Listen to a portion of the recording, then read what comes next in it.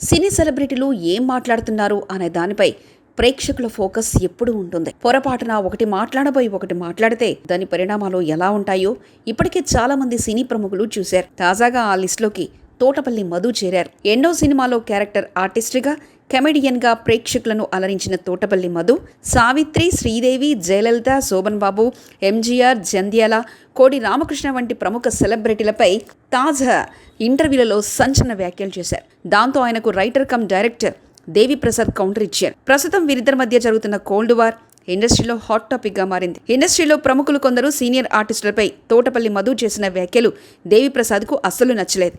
దీంతో సోషల్ మీడియాలో దీనిపై వ్యంగ్యంగా స్పందించారు. ఎంత గొప్ప సినిమా అయినా కాగితం పైన రాసే అక్షరంతోనే ప్రారంభమవుతుంది.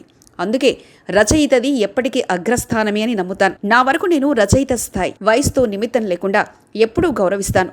అందరూ గౌరవించాలని కోరుకుంటానంటూ తోటపల్లి మధు ఫోటోను షేర్ చేశారు. ఆయన గురించి, ఆయన చేసిన వ్యాఖ్యల గురించి ప్రస్తావించారు దేవిప్రసాద్. తోటపల్లి మధు గారి వంటి వారు మాత్రం కొంత ప్రత్యేకం.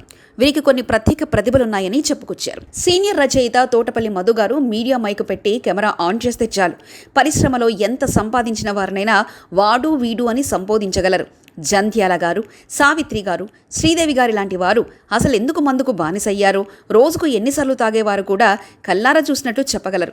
అసలు శ్రీదేవి గారు చనిపోయే ముందు ఏమేమి ఎలా జరిగిందో అప్పుడు ఆ ప్రదేశంలో ఆయన అక్కడ ఉన్నట్లే వివరించగలరు. ఎంజీఆర్ గారు స్విస్ బ్యాంకులో దాచిన 3,000 కోట్ల సొమ్ము వివరాల చీటిని ఆయన తన తలపైన టోపీలో దాచుకుంటే, జయలలిత గారు దాన్ని తీసి శోభన్ గారికి ఇస్తే ఆయన భూములు కొని ఎలా లాభపడ్డారో ప్రత్యక్ష సాక్షిగా చెప్పగలరంటూ వ్యంగ్యంగా కౌంటర్ ఇచ్చారు దేవిప్రసాద్. అద్భుతమైన నటనను కూడా ప్రదర్శించే వీరి దృష్టిలో జస్ట్ 100 సినిమాలలో మాత్రమే నటించి నంది అవార్డులు కూడా పొందిన సీనియర్ నటులు మురళీమోహన్ గారు అసలు ఆర్టిస్టే కాదని బల్లలు బద్దలు కొట్టగలరు. మరణించిన మిక్కిలినేని గారి వంటి నటులను అపహాస్యం చేయడమే కాక వీరికి అవకాశాలిచ్చి ఉపాధి కల్పించిన కోదండరామరెడ్డి గారి లాంటి వారి ప్రతిభకు వ్యంగ్యంగా మరకలద్దగలరు. పాపం అసలు మందు వాసనేంటో తెలియని వీరు ఇప్పుడు ఇండస్ట్రీలో మందును దాటి అందరూ డ్రగ్స్ విరివిగా వాడుతున్నారని, అవి కూడా డాక్టర్లే ఇస్తారని చూసినట్లే చెప్పి అన్నం పెడుతున్న ఇండస్ట్రీనే ఎంతవరకు దిగజార్చగలరు అని సీరియస్ అయ్యారు దేవిప్రసాద్. వారికి అవకాశాలిచ్చి ప్రోత్సహించిన మా గురువు గారు ఈ లోకంలో లేని కోడి రామకృష్ణ గారి మీద అబద్ధాల అవాకులు చెవాకులు పేలగలరు.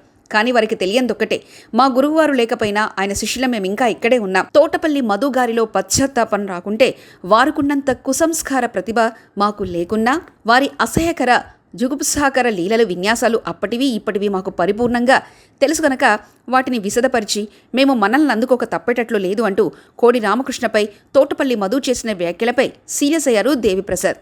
చివర్లో వారి అబద్ధకు ఘోష మధ్యలో పట్టరాని నవ్వులతో అలరించిన యాంకర్ స్వప్న గారి సంస్కారం కూడా తక్కువేమీ కాదు అంటూ యాంకర్పై కౌంటర్ కూడా వేశారు.